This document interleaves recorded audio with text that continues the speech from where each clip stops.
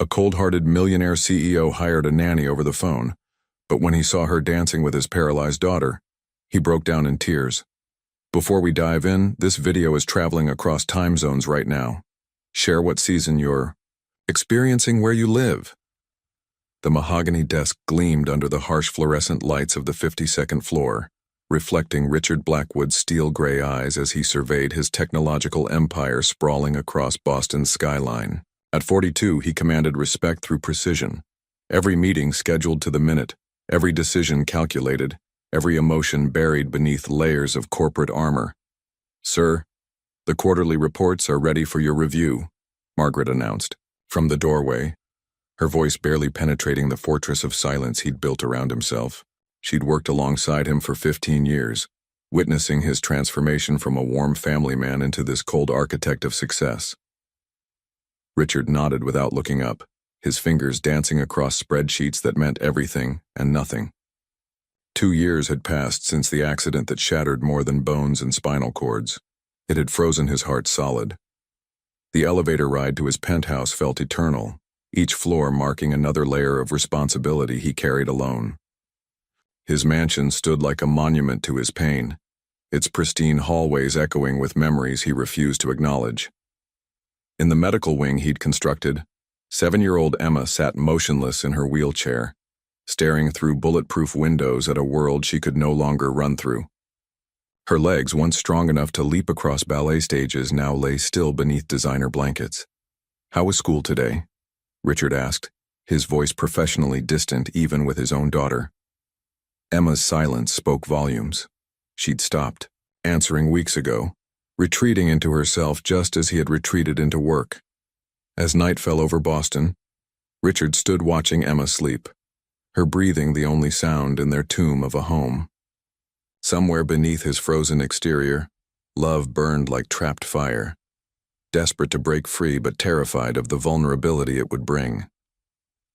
The weight of tomorrow's responsibilities pressed against his chest as he closed her door, unaware. That change was already calling Margaret's phone, ready to shatter his perfectly controlled world. The morning light filtered through the mansion's tall windows as Richard reviewed termination paperwork for yet another caregiver. 5 in 2 years. A record that spoke volumes about his impossible standards and Emma's growing withdrawal from the world. "She lasted 3 weeks this time," Margaret observed, placing the resignation letter on his desk. "That's actually an improvement." Richard's jaw tightened. The latest caregiver had quit after Emma refused to speak for an entire week, communicating only through pointed stares and strategic silence. He couldn't blame the woman. Emma's defiance had become an art form. "I don't understand why this is so difficult," Richard muttered, signing the papers with sharp strokes. "I provide detailed instructions, competitive salary, excellent benefits."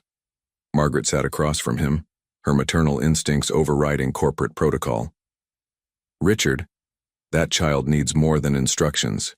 She needs proper medical care and structured rehabilitation," he interrupted, the same speech he'd given 5 times before, not emotional coddling that interferes with her recovery. But deep down, Richard knew the truth. Each departing caregiver took with them a piece of Emma's hope, and his own guilt grew heavier with every resignation letter. The accident haunted his dreams. That rainy Saturday returning from their weekend at the lake house, Claire laughing at something Emma had said from the back seat, the truck running the red light. "Sir, we need to try a different approach," Margaret pressed gently. "Perhaps someone with specialized experience in pediatric care?" Richard stared at the family photo on his desk, the last one taken before their world collapsed. Claire's arms wrapped around both of them, Emma's ballet shoes dangling from tiny fingers, all 3 faces glowing with the kind of happiness that seemed impossible now. "Find someone qualified," he finally conceded, his voice barely above a whisper. "But they follow my protocols exactly. No exceptions." Margaret nodded, already mentally preparing for the most important interview of her career. Margaret's fingers trembled slightly as she dialed the final number on her carefully curated list. 23 interviews in 3 days had yielded nothing but disappointment, caregivers who wilted under Richard's demands or lacked the specialized skills Emma desperately needed. "Hello, this is Vanessa Rodriguez," came a warm voice that immediately stood apart from the others. "Ms. Rodriguez, I'm calling about the pediatric care position with the Blackwood family," Margaret began, her practiced speech ready. But something in Vanessa's tone made her pause. "Tell me about Emma," Vanessa said simply, bypassing the usual salary negotiations and scheduling discussions that had dominated previous calls. Margaret found herself describing not just Emma's medical needs, but the little girl who used to pirouette through these same hallways, who once filled the mansion with laughter and music. As she spoke, she heard Vanessa taking notes, not just medical details, but emotional ones. "I have my nursing degree with a specialization in pediatric rehabilitation," Vanessa explained. "But more importantly, I understand that healing involves more than just the body. My mother was a physical therapist who taught me that hope can be as powerful as any medicine." At 28, Vanessa had already worked with dozens of children facing impossible challenges. Her voice carried a confidence that wasn't arrogant, but grounded in genuine experience and compassion. "Mr. Blackwood is very particular about protocols," Margaret warned carefully. "I respect the need for structure," Vanessa replied. "But within that structure, there's usually room for small miracles." Margaret's heart quickened. This was different. This was what Emma needed. "When can you start?" she asked, making the decision Richard had unknowingly entrusted to her. 3 hours later, Vanessa Rodriguez walked through the front door of the Blackwood mansion, her nursing bag in one hand and a guitar case in the other, ready to challenge the fortress of silence that had imprisoned a broken family. Richard's leather-bound manual hit the marble kitchen counter with the weight of commandments carved in stone. 47 pages of meticulously documented procedures, schedules, and medical protocols that had taken him months to perfect. "Physical therapy sessions begin at 9:15 precisely," he explained to Vanessa, his finger tracing the laminated timeline. "Dr. Harrison's exercises must be followed exactly as prescribed. No deviations, no creative interpretations." Vanessa nodded respectfully, though her eyes occasionally drifted toward the living room where Emma sat motionless in her wheelchair, staring at nothing. The 7-year-old hadn't acknowledged the new caregiver's presence beyond a single measuring glance. "Meal times are non-negotiable," Richard continued, his voice growing more rigid with each rule. "Emma's nutritional requirements are calculated to support her recovery. No snacks between scheduled times, no exceptions for preferences." "What about music therapy?" Vanessa asked carefully, noting the complete absence of anything creative in the extensive manual. "Many pediatric rehabilitation programs find it beneficial for Emma needs to focus on regaining function, not entertaining herself," Richard cut her off sharply. Dr. Harrison was very clear about avoiding distractions from her physical therapy goals. Vanessa's trained eye caught something Richard had missed. A small music player hastily shoved under Emma's wheelchair cushion, its earphone cord barely visible. The little girl's fingers unconsciously tapped against her leg brace in a rhythm only she could hear. "Of course, Mr. Blackwood," Vanessa agreed, filing away this crucial piece of information. "I'll follow your protocols exactly." That evening, as Richard worked late in his study, Vanessa observed the dinner ritual from the kitchen doorway. Father and daughter sat at opposite ends of a table built for 12, eating in silence, so complete it felt oppressive.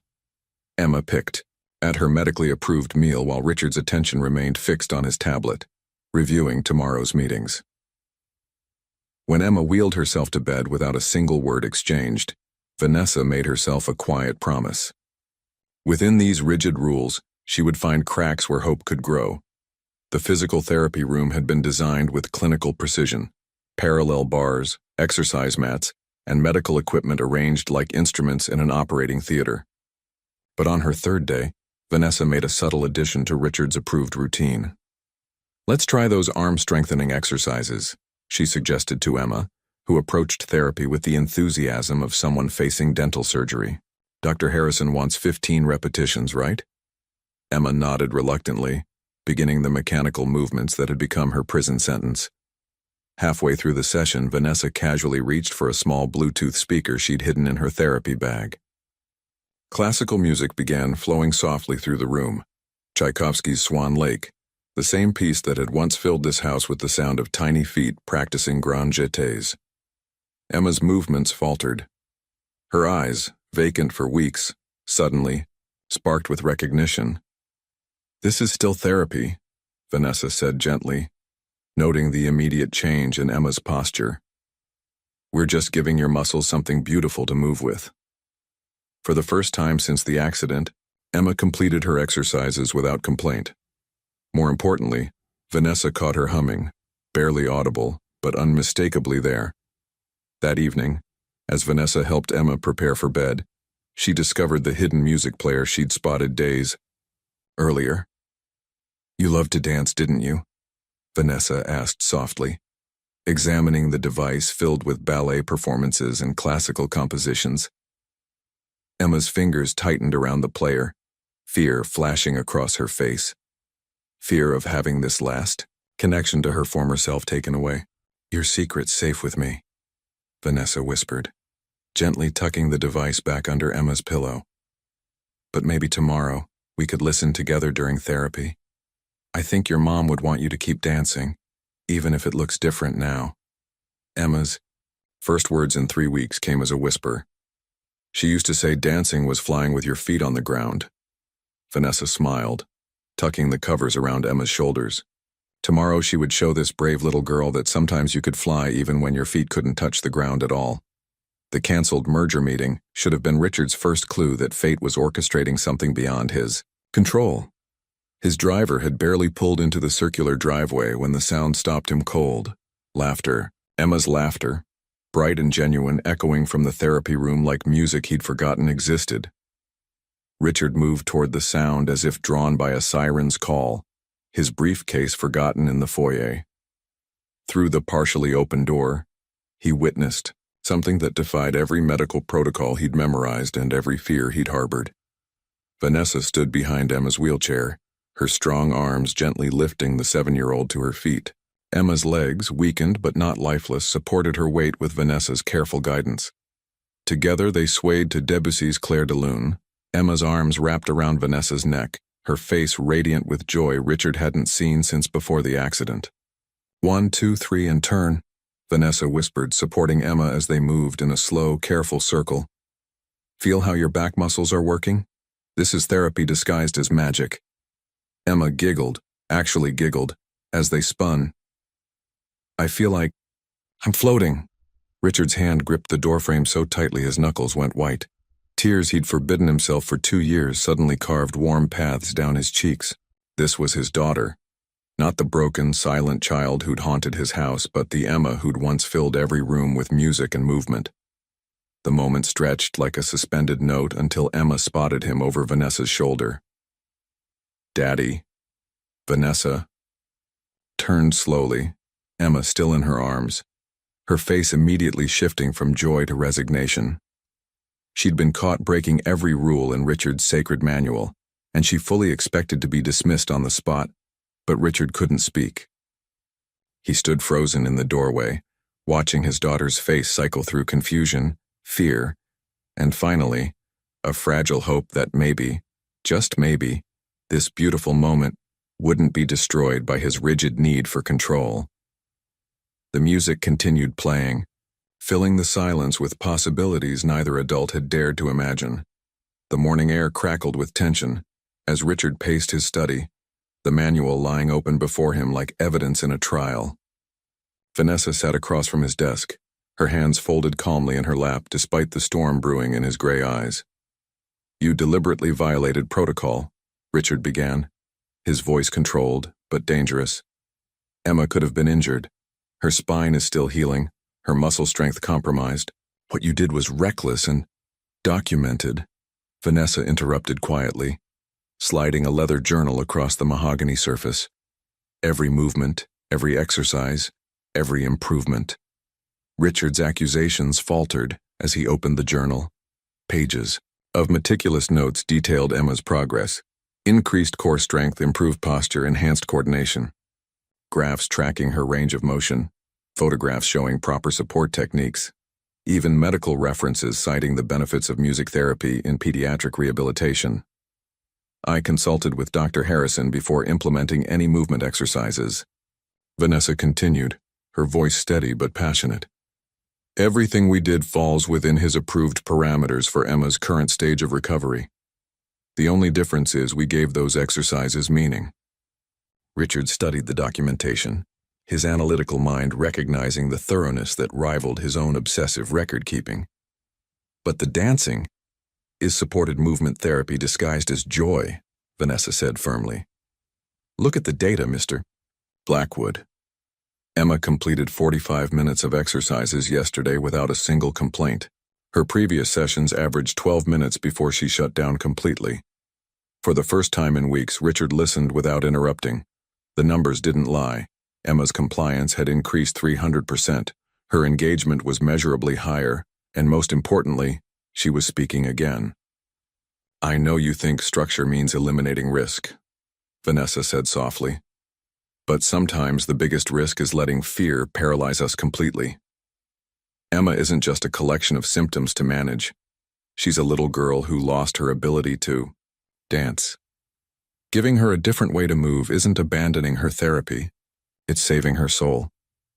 Richard closed the journal slowly, his world shifting on its axis as he realized that maybe, just maybe, control and healing weren't mutually exclusive after all.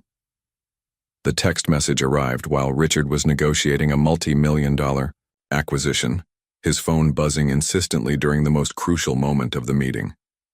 Taking Emma to Adaptive Recreation Park for outdoor therapy session. We'll document everything. Vanessa.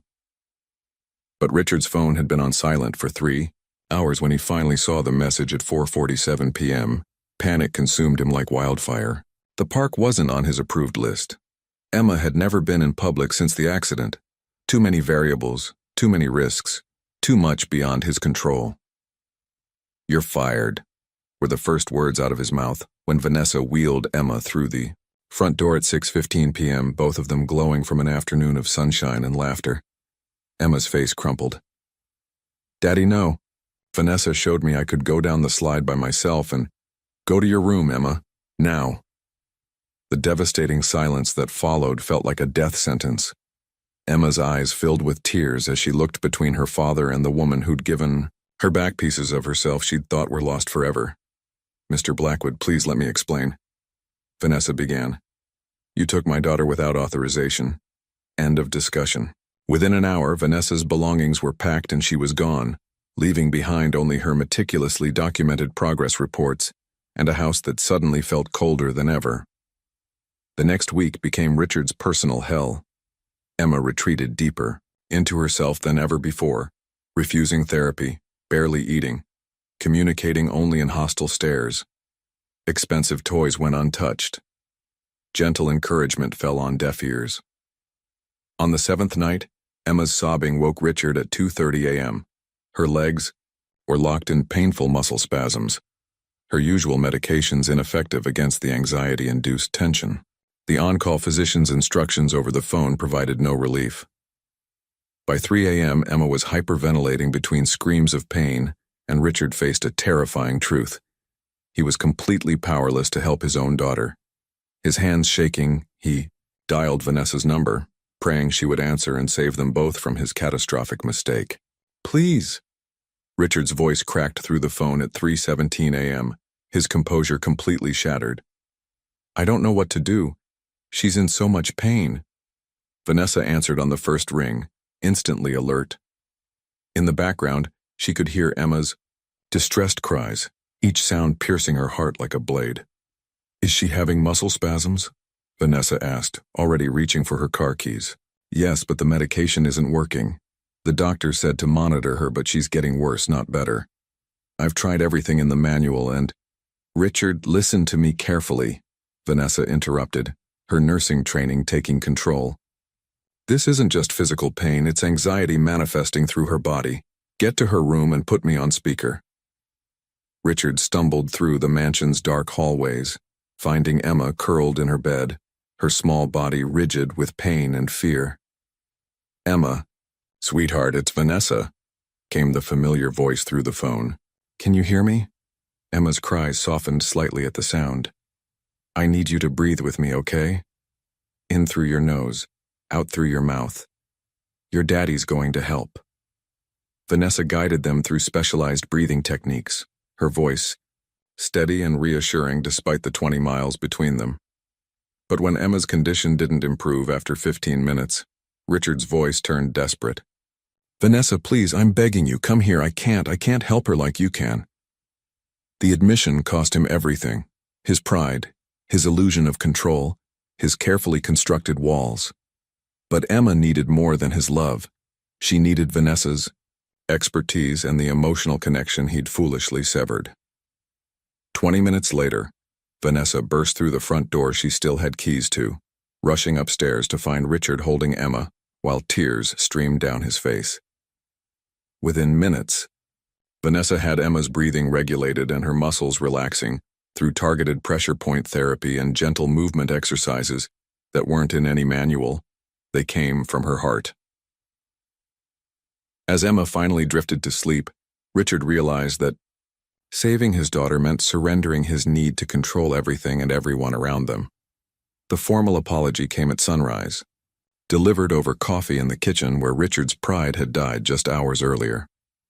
His hands shook slightly as he slid the contract across the marble counter. Doubled salary, comprehensive benefits, and something unprecedented. Decision-making. Authority in Emma's care. I'm sorry, he said, the words foreign on his tongue. You were right, and I was. He struggled to find language for his failures. Scared, controlling, wrong. Vanessa studied the contract, but her eyes kept drifting to the man before her, disheveled, vulnerable, and finally admitting what she'd known from day one. Love without trust was just another form of prison. I'll come back, she said quietly. But things have to change. Not just the salary or the benefits. You need to be part of Emma's healing, not just the overseer of it. The transformation began that very afternoon.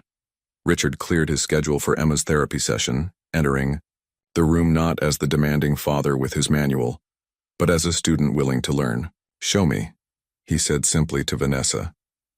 For the next hour, Richard watched his daughter work with Vanessa, not just the physical exercises, but the gentle encouragement, the way music transformed mundane movements into something magical, the careful balance between pushing Emma forward and respecting her limits. Your turn, Vanessa announced during the second week, guiding Richard's hands to properly support Emma's torso during standing exercises. Richard's touch was awkward at first, too clinical, too careful. But as Emma giggled at his concentration, something shifted. His hands found their natural rhythm. His voice softened into encouragement rather than instruction.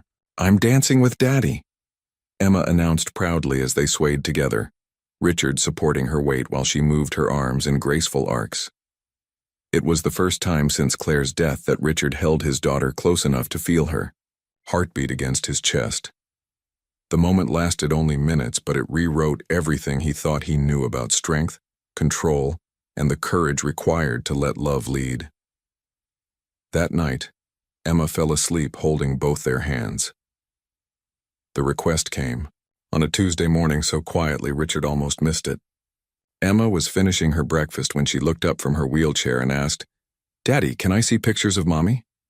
The question hit Richard like a physical blow. For 2 years, he'd locked away everything that reminded him of Claire.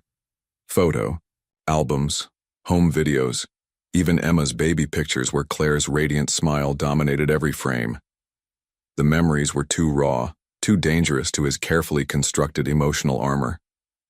Maybe later, sweetheart.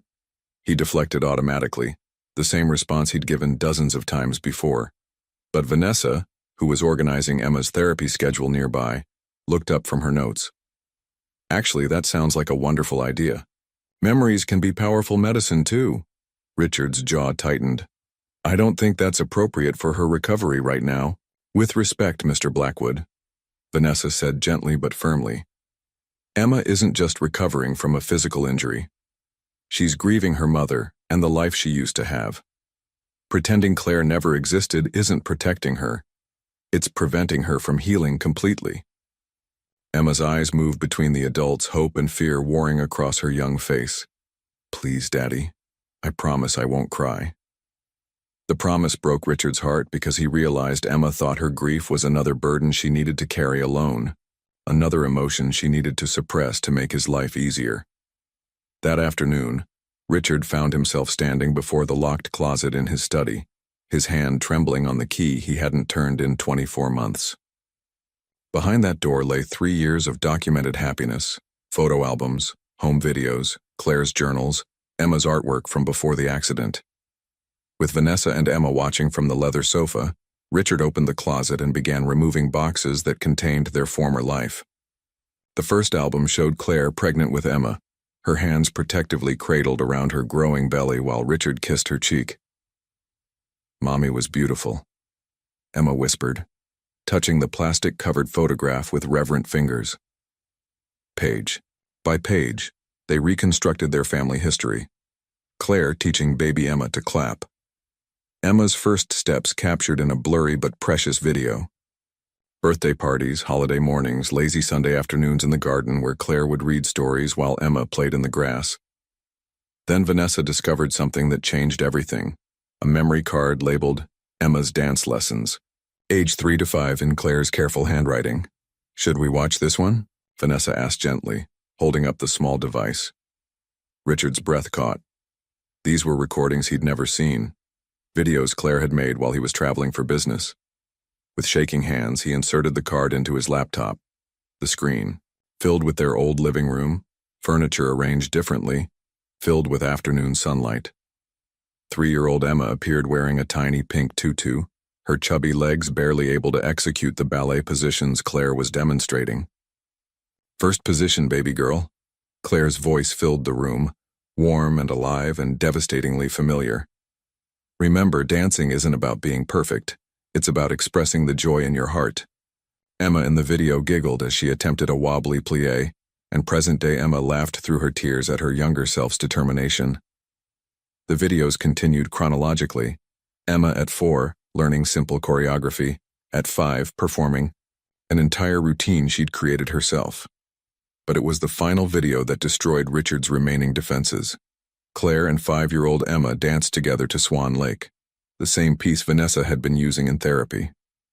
Emma was still learning, still imperfect, but her face glowed with pure happiness as she moved with her mother. "You're going to be such a beautiful dancer," Claire said to the camera as Emma spun in the background. "No matter what happens in life, promise me you'll keep dancing. Even if it looks different than you imagine, promise me you'll find ways to fly." The video ended with Emma hugging Claire, both of them laughing as they collapsed onto the sofa in a tangle of arms and tutus. The silence that followed was heavy with 2 years of suppressed grief. Richard's shoulders began to shake as 24 months of buried pain finally erupted. The sobs came from somewhere deep inside him, raw and desperate and long overdue.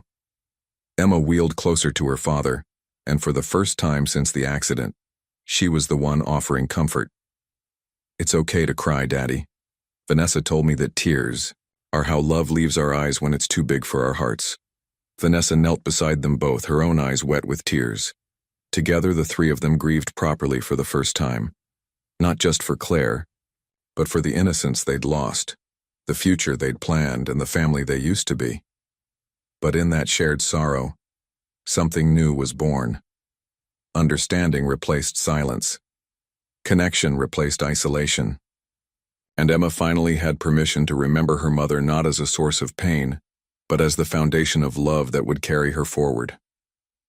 That evening, they made a decision together.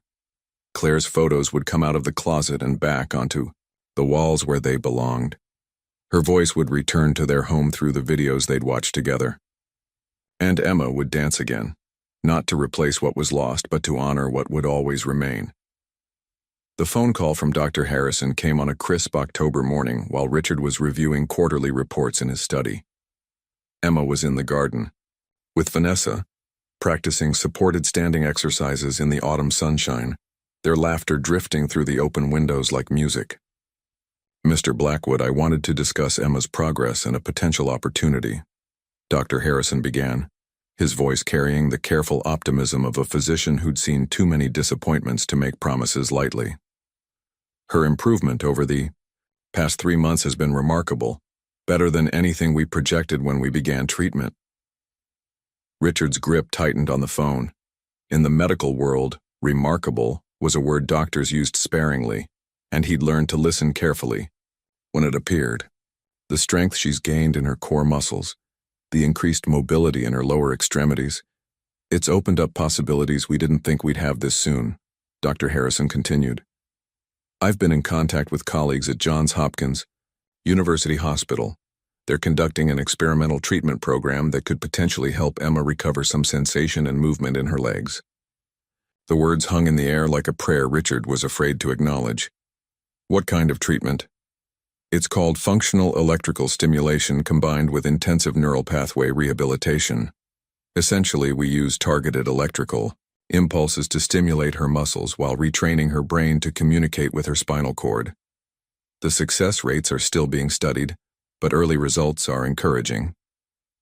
Richard felt the familiar surge of hope followed immediately by the crushing weight of reality.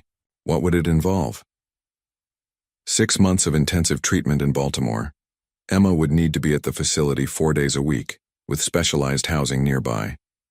The program requires a parent or guardian to be present throughout the entire process. It's not something that can be managed remotely. 6 months. Baltimore. Richard's mind immediately jumped to board meetings, acquisition deadlines, the empire he'd built that demanded his constant attention. For 42 years, his identity had been wrapped up in being indispensable to his company. I'll need to think about logistics, Richard said automatically, already calculating how to manage the business from a distance. Of course.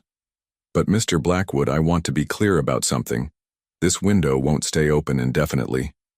Emma's neuroplasticity is at its peak right now. If we're going to try this, it needs to be soon.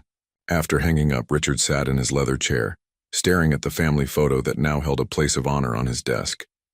Claire smiled back at him, holding baby Emma, both of them trusting him to make the right choices for their family. The board meeting that afternoon felt surreal. Richard listened to discussions about market expansion and profit margins, while his mind was occupied with treatment schedules and the possibility of Emma walking again. When his CFO asked about his availability for the international acquisitions planned for early spring, Richard surprised everyone, including himself. I'll be taking an extended leave starting next month, he announced, his voice steady, despite the magnitude of what he was saying. Margaret will coordinate with the executive team to manage operations remotely. The silence around the mahogany conference table was deafening. Richard Blackwood didn't take leaves. He'd worked through Claire's funeral, through Emma's initial hospitalization, through every crisis, personal and professional, that had touched his life. For how long? His business partner James asked carefully. 6 months, possibly longer. Richard stood, his decision crystallizing with each word. My daughter needs me, and for the first time in 2 years, I'm going to be the father she deserves, instead of just the businessman who pays her bills. That evening, Richard found Emma and Vanessa in the therapy room, working on a new routine that incorporated music therapy with strengthening exercises. Emma was laughing as she attempted to coordinate arm movements with supported leg lifts, her concentration absolute but joyful. Emma, can we talk? Richard asked, settling into the chair Vanessa kept for him during sessions. Emma's face grew serious, the expression of a child who'd learned to read adult moods for signs of disappointment or bad news. Dr. Harrison called today. There's a special program that might help your legs get stronger, Richard began, choosing his words carefully. But it would mean moving to Baltimore for 6 months. Lots of therapy, lots of hard work, and no guarantees about the results. Emma's eyes widened. Would I be able to walk? We don't know, Richard said honestly. But you might get some feeling back in your legs. You might be able to stand for longer periods. The doctors think you have a good chance of improving, but it would be the hardest thing you've ever done. Emma looked at Vanessa, then back at her father. Would you come with me? Every single day, Richard promised, reaching for her hand. I would work from Baltimore, and we'd be together through all of it. What about Vanessa? Emma asked, the question Richard had been afraid to voice himself. Vanessa knelt beside Emma's wheelchair, her heart racing as she realized how much this family had come to mean to her. If your father agrees, and if you want me there, I'd love to be part of your journey. Emma's smile could have powered the entire mansion. Yes, I want to try. I want to dance again, even if it's different from before. Richard looked at these two remarkable women who'd taught him that love wasn't about control but about showing up, day after day, for the people who mattered most. Then we're going to Baltimore, all three of us. That night, as Richard made the phone calls that would restructure his entire life, informing Dr. Harrison of their decision, arranging for extended housing in Baltimore, delegating responsibilities he'd never trusted to anyone else, he felt something he hadn't experienced in years, excitement about the future. Emma was getting a chance to heal. Vanessa would be there to guide them through the challenges ahead, and for the first time since Claire's death, Richard was choosing his family over his fear. The businessman who'd built an empire was finally ready to build something more important, a life worth living. The furnished apartment on Charles Street felt impossibly small after the sprawling Boston mansion, but it buzzed with an energy that had been missing from their lives for years. Richard stood at the kitchen window, watching Baltimore's morning rush hour while mentally preparing for Emma's first full evaluation at Johns Hopkins. In just 3 weeks, their entire world had shifted, and somehow, it felt more like home than anywhere they'd lived since Claire died. "Daddy, I can't find my lucky socks," Emma called from her temporary bedroom, where Vanessa was helping her prepare for what would be the most important medical appointment of her young life. "The ones with the dancing bears?" Richard called back, amazed at how natural these domestic conversations had become. In Boston, their interactions had been scheduled, formal, filtered through caregivers and protocols. Here, necessity had stripped away the barriers that had kept them strangers in their own home. "Found them," Vanessa announced, emerging from the bedroom with Emma freshly dressed and radiating nervous excitement. Someone hid them in her therapy bag. Richard smiled, remembering how he'd tucked the socks away the night before after Emma mentioned they made her feel brave. The old Richard would have dismissed such sentiment as illogical. This Richard, the one who'd learned that love often lived in gestures too, small for spreadsheets to measure, understood that courage sometimes came in unexpected packages. The drive to Johns Hopkins took 20 minutes through neighborhoods Richard had never noticed during his previous business trips to Baltimore. Emma pointed out details from her car seat: a dog walker juggling 6 leashes, a street musician drawing crowds despite the early hour, children walking to school with backpacks nearly as large as they were. "Look how many people are starting their day," Emma observed with the wisdom of someone who'd learned not to take any day for granted. "I wonder what they're hoping for." Vanessa caught Richard's eye in the rearview mirror. In Boston, Emma had spent months staring out windows at a world she felt disconnected from. Here, she was engaging with life again, finding wonder in ordinary moments that had previously felt impossible to reach. Dr. Sarah Chen greeted them in the pediatric rehabilitation wing, with the kind of warm professionalism that immediately put both Richard and Emma at ease. At 45, she'd spent her career working with children facing impossible challenges, and her office walls were covered with photos of former patients, some in wheelchairs, some using walkers, some standing independently, all smiling with the particular radiance of children who'd fought for every victory. "Emma, I've been reading about your progress in Boston," Dr. Chen began, settling into a chair positioned at Emma's eye level rather than behind an intimidating desk. "Your team there speaks very highly of your determination." Emma straightened, in her wheelchair, pride replacing nervousness. "Vanessa taught me that therapy doesn't have to feel like punishment. We dance while we exercise." "I'd love to see that," Dr. Chen said, immediately earning Emma's trust. "But first, let's talk about what we're hoping to accomplish here." The next hour involved detailed explanations of the experimental protocol, realistic discussions of potential outcomes, and careful examination of Emma's current mobility.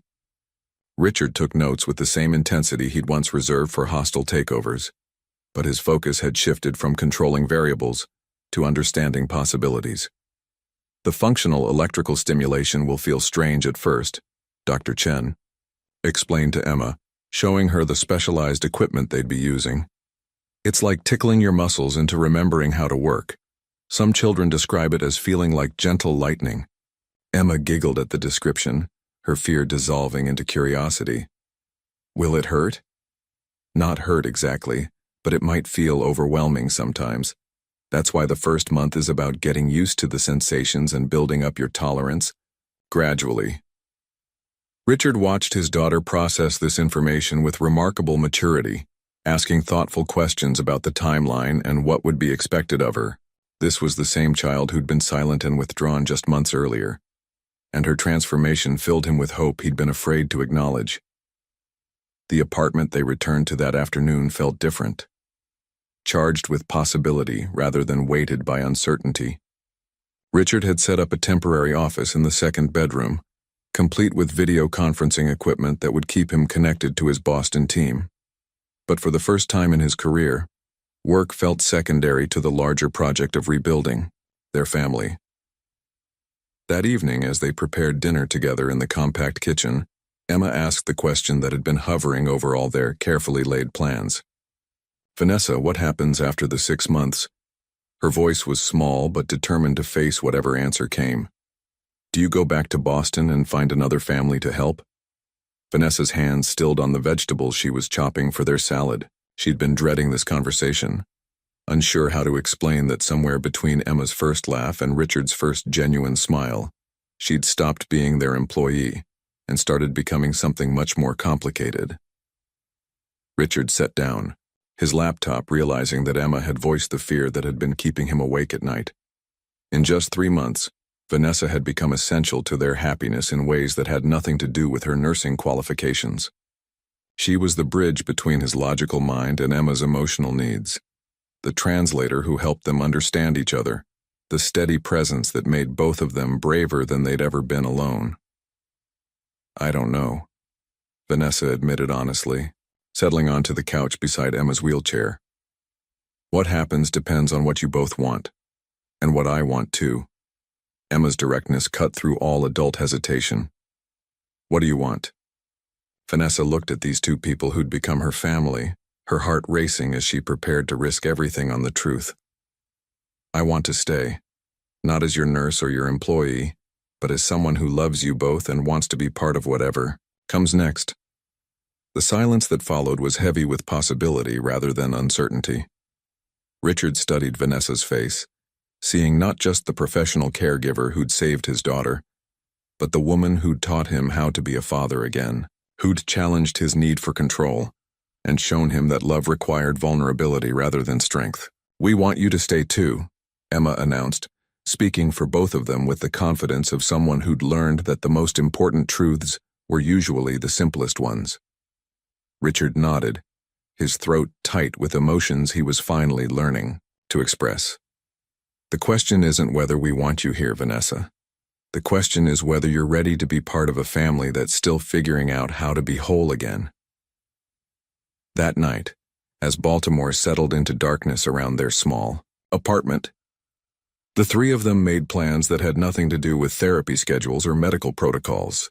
They talked about Christmas traditions they wanted to create, about Emma's hopes for middle school, about the possibility of getting a dog once Emma's mobility improved.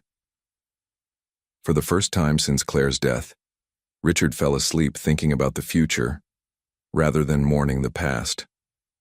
Tomorrow would bring new challenges, difficult therapy sessions, and the hard work of rebuilding Emma's connection to her own body. But tonight, their improvised family was complete, and that was miracle enough to sustain them through whatever came next. Emma's lucky socks were carefully placed on the dresser, ready for another day of hoping for the impossible and believing it might just be within reach. 4 months into the Johns Hopkins program, Emma had surprised everyone, including herself. The electrical stimulation treatments that had initially felt overwhelming were now routine, and her legs had begun responding in ways that defied even Dr. Chen's carefully optimistic projections. She could stand independently for nearly 10 minutes, take supported steps with specialized braces, and most remarkably, had regained sensation in both feet. The transformation went beyond the physical. Emma had found her voice again, not just literally, but emotionally. She'd made friends with other children in the program, including 7-year-old Marcus, who was relearning to walk after a brain tumor, and 9-year-old Sophia, whose spina bifida hadn't stopped her from becoming the program's unofficial cheerleader. Mr. Blackwood, Dr. Chen called Richard into her office after Emma's afternoon session. "I wanted to discuss something special we're organizing for next month."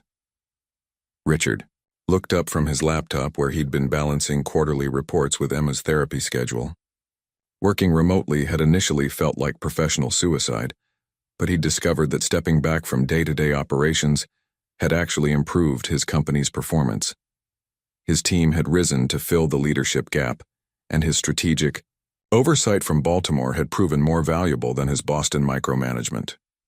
"We're organizing an adaptive dance recital for our pediatric patients," Dr. Chen continued, her eyes bright with excitement.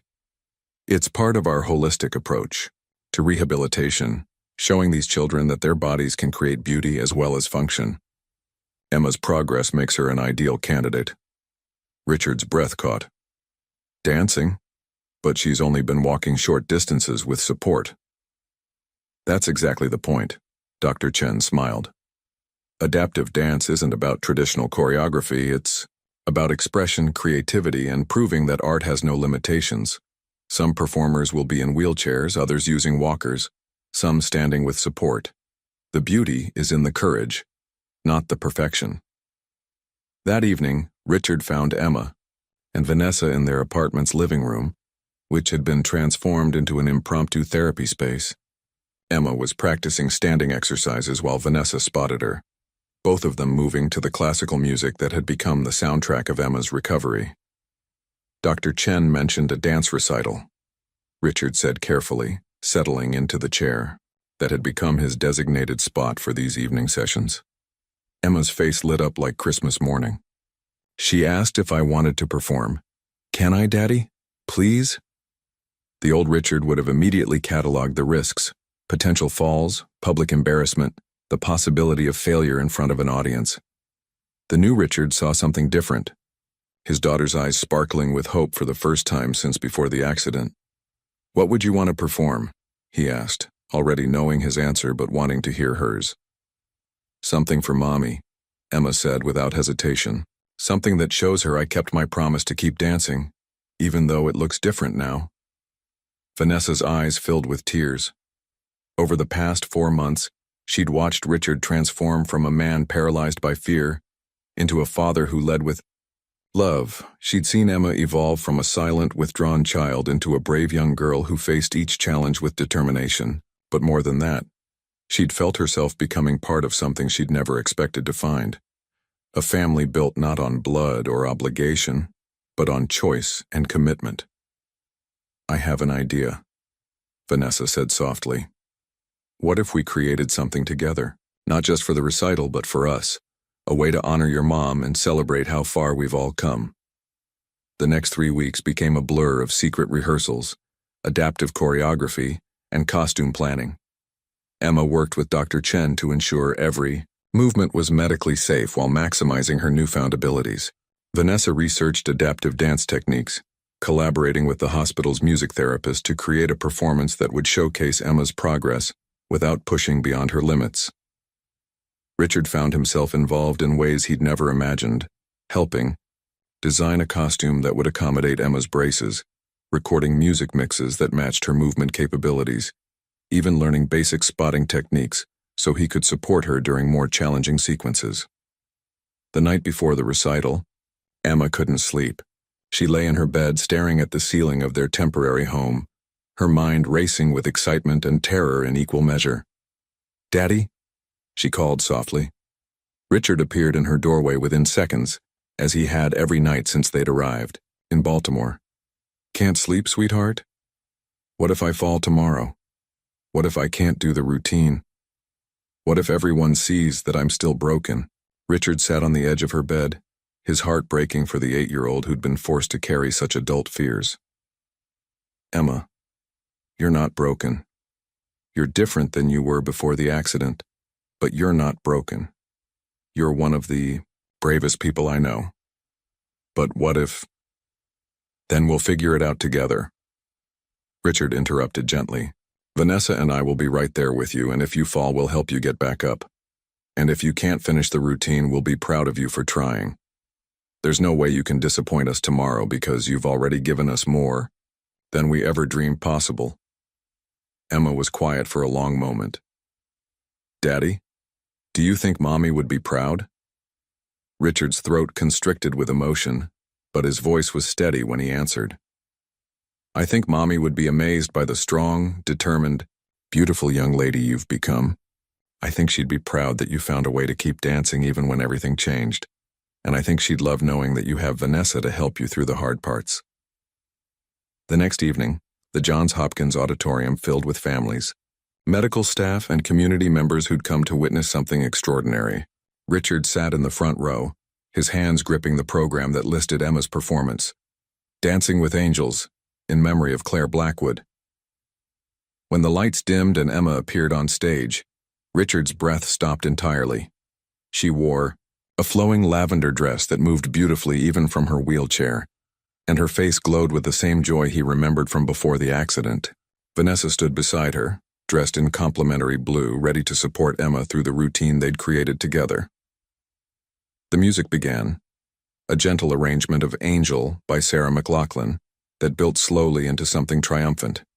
Emma started the routine in her wheelchair, her arms creating graceful patterns that told a story of loss and hope. Halfway through, with Vanessa's careful support, she transferred to standing position, her legs trembling with effort but holding strong.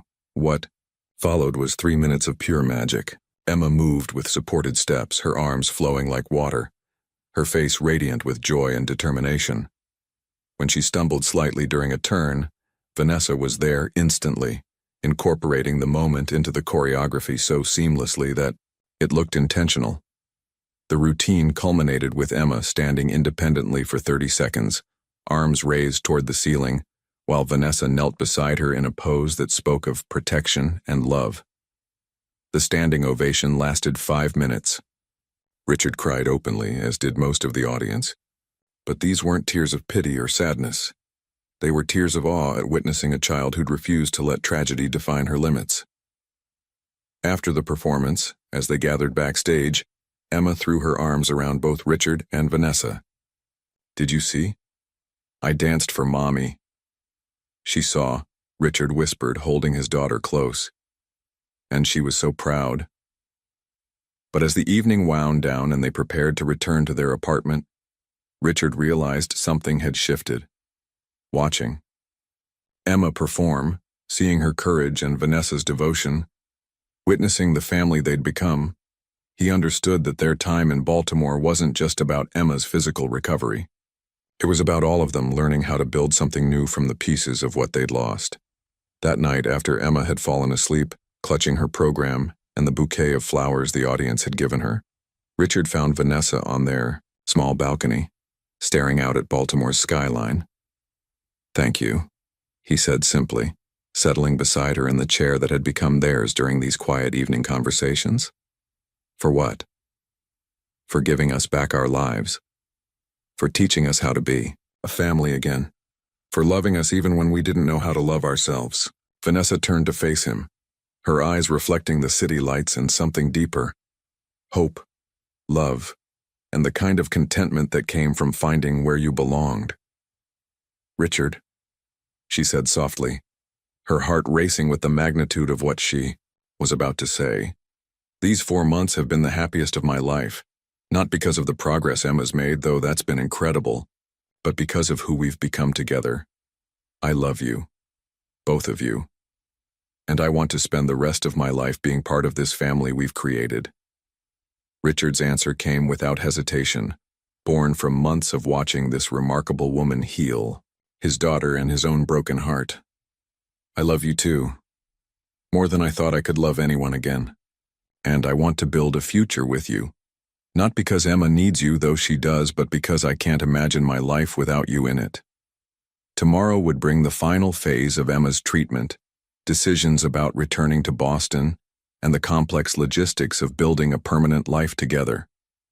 But tonight, on a small balcony overlooking a city that had given them back their hope, Richard Blackwood finally understood that the strongest foundations weren't built on control or fear, but on love, trust, and the courage to let other people matter more than your own safety. The April morning when they returned to Boston felt like stepping into a different life entirely. The mansion that had once felt like a mausoleum now buzzed with contractors, painters, and the joyful chaos of renovation. Richard had spent the final month in Baltimore orchestrating not just Emma's medical transition, but a complete transformation of the home that would welcome their new beginning. Gone were the sterile white walls and cold marble surfaces that had reflected his grief for 2 years. In their place, warm earth tones and soft textures created spaces designed for living, rather than merely existing. The mansion now featured wheelchair-accessible bathways throughout, but more importantly, it felt like a place where laughter belonged. Emma's reaction was everything Richard had hoped for and more. "Daddy, it's beautiful," she exclaimed from her wheelchair as they toured the renovated spaces. Her new bedroom featured a hospital-grade adjustable bed disguised as a princess canopy, adaptive technology seamlessly integrated into whimsical decor, and most importantly, a dance space with specialized flooring and safety equipment where she could continue her therapeutic routines. But it was the main living area that brought tears to all their eyes. The formal sitting room where they'd once eaten silent dinners had been transformed into an open family space. Claire's photos adorned the walls, not hidden away as painful reminders, but celebrated as the foundation of love that had made this moment possible. A piano occupied one corner, waiting for Emma to relearn her interrupted lessons. Adaptive furniture allowed Emma to move freely between her wheelchair and other seating, participating fully in family life rather than accommodating it. "Look," Emma pointed to the centerpiece of the room, a professional-grade dance floor with ceiling-mounted support systems that would allow her to practice safely as her strength continued improving. "I can keep dancing here." Vanessa squeezed Richard's hand as they watched Emma explore her new environment with wonder, rather than the tentative fear that had characterized her relationship with their home for so long. The past 6 months had transformed all of them, but seeing Emma's joy in this moment crystallized just how far they'd traveled from the broken family that had first arrived in Baltimore. The Johns Hopkins doctors had been cautiously optimistic about Emma's continued progress. Her sensation had returned to roughly 60% of normal. She could walk independently for short distances with her braces, and most remarkably, she'd developed what Dr. Chen called adaptive confidence, the understanding that her worth wasn't determined by her physical limitations. "Mr. Blackwood," Dr. Chen had said during their final consultation, "Emma's recovery has exceeded our most optimistic projections. But more than that, she's developed psychological resilience that will serve her throughout her life.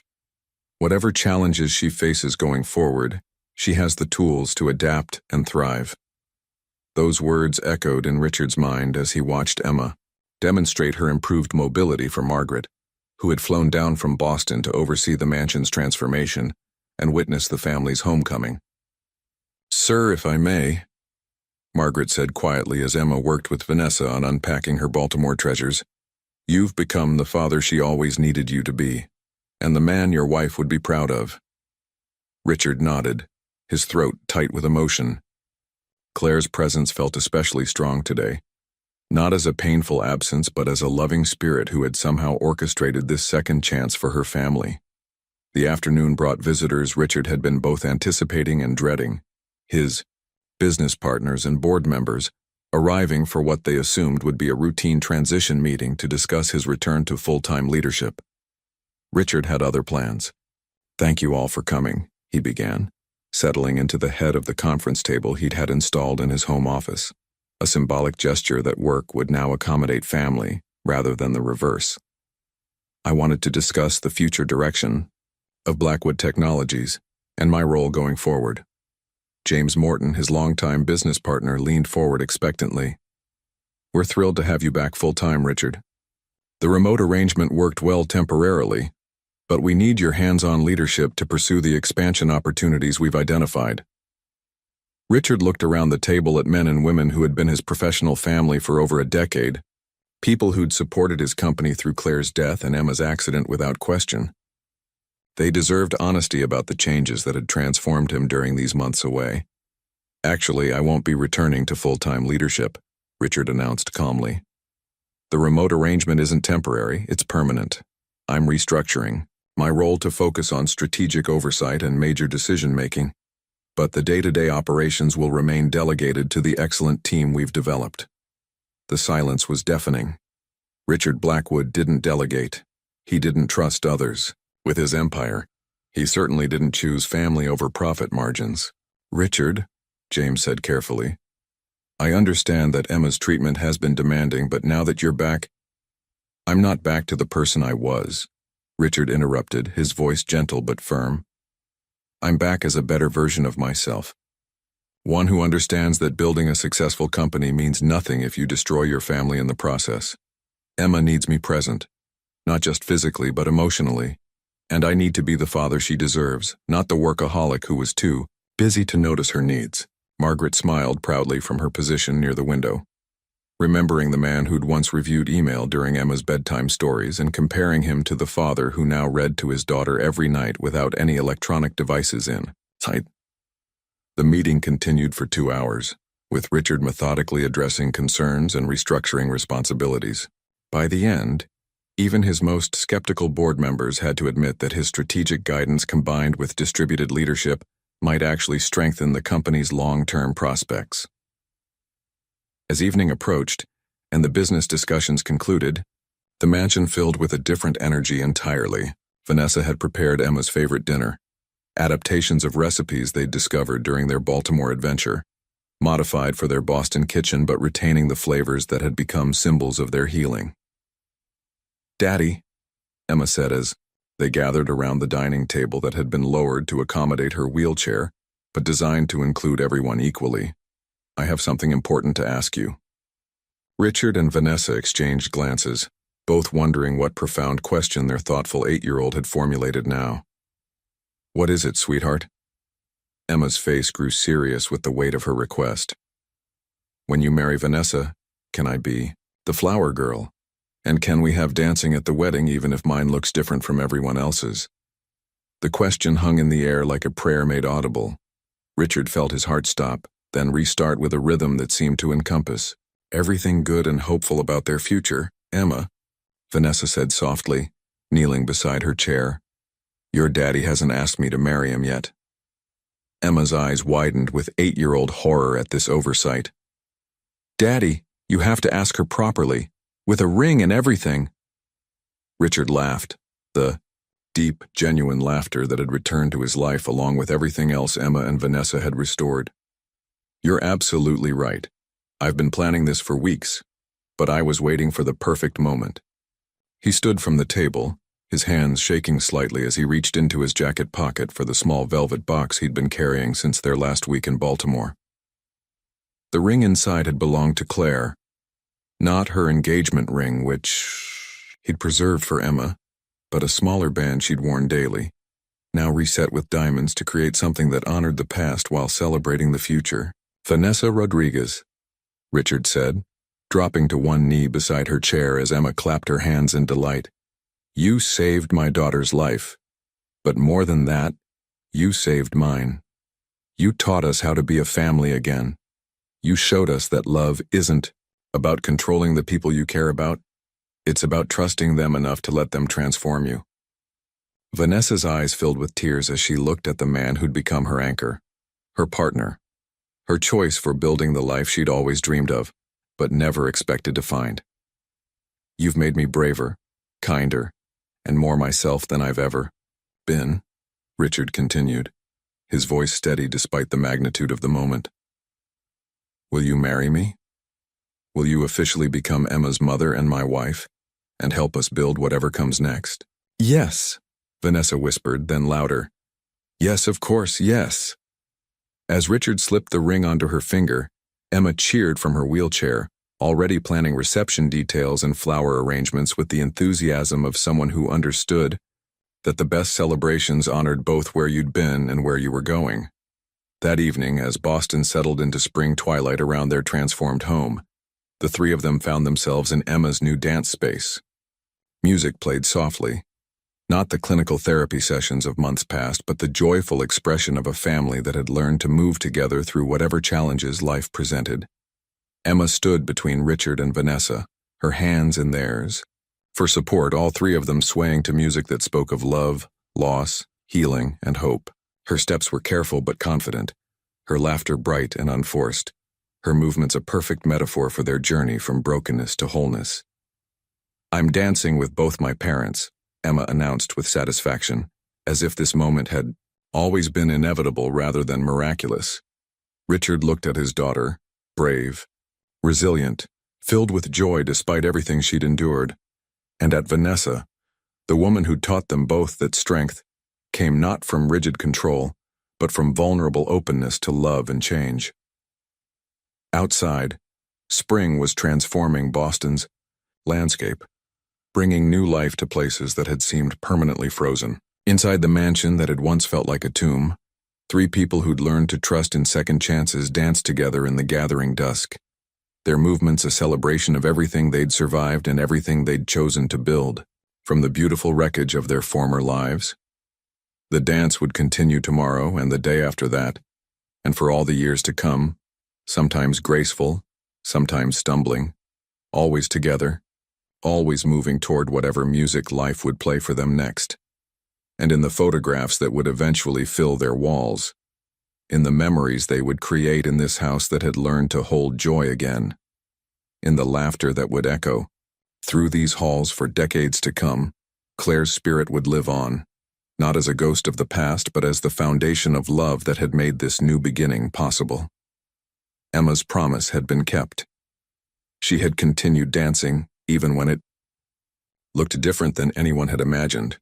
And in keeping that promise, she had taught her father and her new mother that the most beautiful choreography of all was the one you created together, step by step, with trust and hope, and the courage to let love lead the way.